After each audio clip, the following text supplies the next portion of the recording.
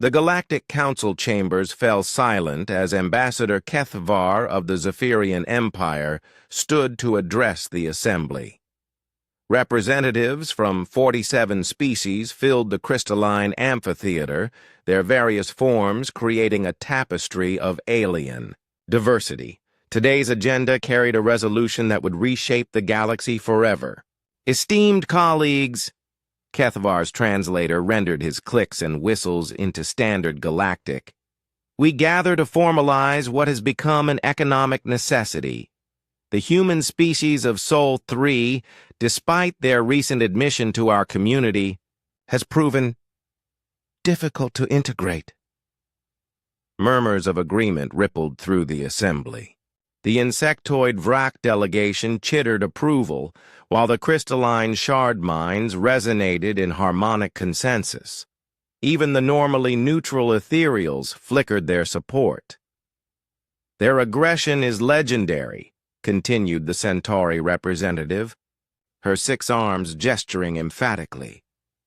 They wage war upon their own kind with such ferocity that peaceful coexistence seems impossible. Their expansion rate threatens established trade routes, added the hegemony's spokesperson, a being of pure energy contained within a mechanical shell. They terraform worlds at an unprecedented pace, disrupting carefully maintained ecosystems. Ambassador Sarah Chen sat motionless in the human delegation section, her face a mask of diplomatic neutrality. Beside her, General Marcus Stone's jaw tightened as he listened to species after species condemn humanity. Therefore, Kethvar declared, we propose Resolution 7749, the Mandatory Integration Protocol. Humanity will be relocated to designated worlds under Galactic Council supervision. Their technological development will be limited, their population controlled, and their labor utilized for the greater good of galactic civilization. The vote was swift and unanimous. 47 species voted in favor. 1 abstained. The human delegation is recognized, announced the Council Prime, an ancient being whose species had guided galactic affairs for millennia. Sarah Chen rose slowly, her movements deliberate. The Earth delegation formally protests this resolution. We came to you in peace, seeking partnership and mutual prosperity. Instead, you offer us chains. Your protest is noted and dismissed, replied Kethvar dismissively. The greater good requires difficult decisions. The greater good, Sarah repeated, her voice carrying across the chamber with icy precision. You speak of the greater good while condemning 4 billion human beings to slavery. You judge us aggressive while you collectively conspire to enslave an entire species. She paused, letting her words sink in. Very well. If this is the galaxy's idea of civilization, then perhaps it's time you learned what human aggression really looks like. The transmission cut abruptly. Within hours, every human diplomatic mission, trade delegation, and research team had vanished from galactic space.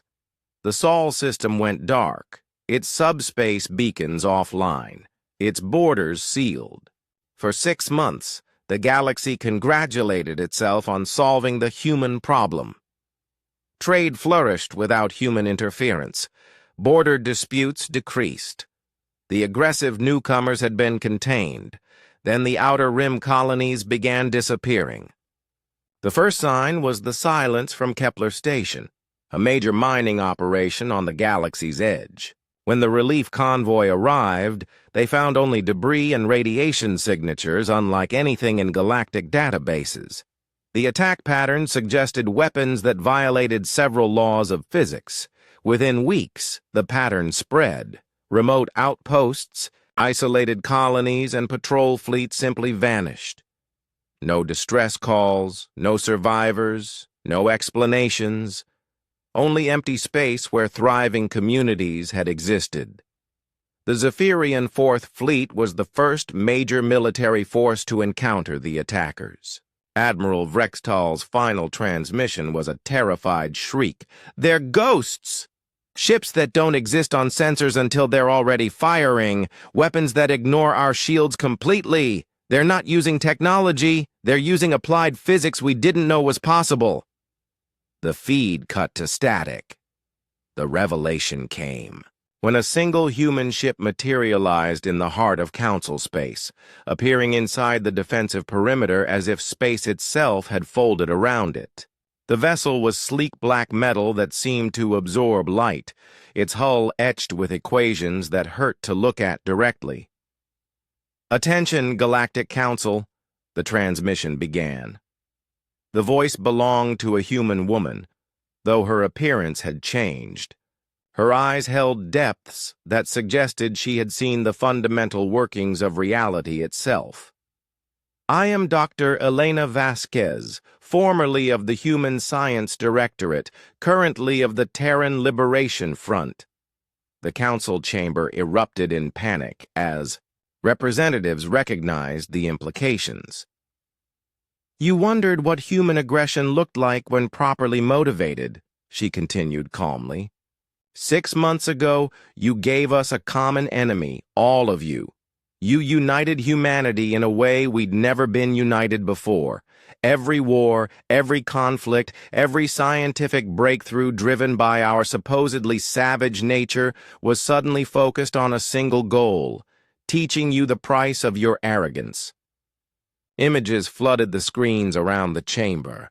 Human research stations hidden in folded space, where the brightest minds worked without the constraints of galactic law.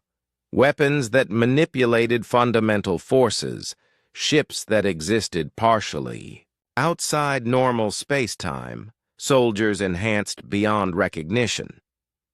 "We didn't stop at the limits you set for safe technology," Dr. Vasquez explained.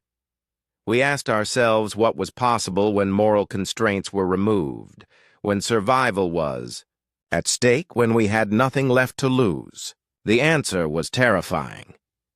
Your colonies burn not from weapons, but from controlled tiers in space-time itself. Your fleets face vessels that can exist in multiple dimensions simultaneously. Your greatest scientists cannot comprehend technology, born from pure, focused rage." She leaned forward, and for a moment, her enhanced eyes seemed to see directly into the souls of every being watching. "You wanted to enslave us because you feared our potential for violence. Congratulations! You've created something far worse than you ever imagined. We are no longer bound by your rules, your morality, or your physics." The transmission ended with coordinates, the location of Earth. When the hastily assembled galactic fleet arrived at Sol, they found a system transformed. Earth hung in space like a black jewel, surrounded by structures that defied comprehension. Ships phased in and out of reality, and the very fabric of space seemed to bend around human installations. A final message awaited them, broadcast on all frequencies. "Welcome to the new galaxy. Humanity withdraws our application for membership in your civilization. We'll build our own, one that doesn't require slavery to function. Any species that wishes to join us in exploring the true potential of science and cooperation is welcome. The rest, stay out of our way."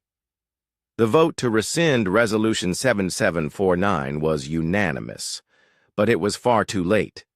Humanity had learned that, in a galaxy willing to embrace slavery for convenience, only the truly free could show others what civilization really meant.